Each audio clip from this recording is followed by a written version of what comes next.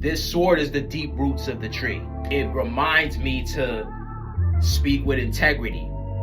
It reminds me that I can be influenced just like anybody else. If I hang around dumb niggas, if I hang around niggas that don't got no goals, that's okay with where they at, that's complaining all the time, I'm gonna become the next nigga just like that.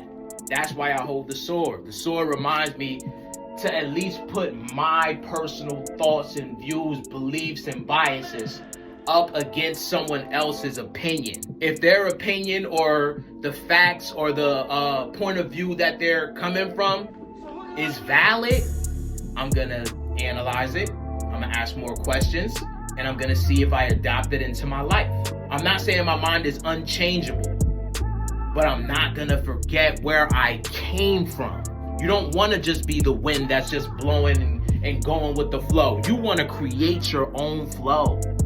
That doesn't mean that you don't listen to nobody else.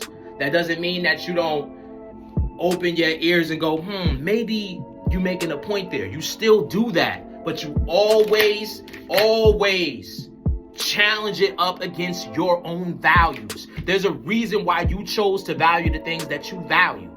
You need to have an opinion. Everybody's turning into robots. Everybody's turning into NPCs. They got the opinions that other people have planted in their head. The tree that has a solid foundation, solid roots that's stuck into the ground and it ain't moving for 100 years, does not fear the wind. Is not afraid of putting the sword up against another sword and going, wow, I could win this battle, I could lose this battle. My values may be strong, the things that I believe in, may hold weight, they may benefit me, they may actually be a solid way of life. Or they could be smarter than me in a certain department. They could have more experience than me. Maybe they've been in tons of relationships, they've been married before, and they come to me and they say, yo, your view on women in general, I could shape it a little bit.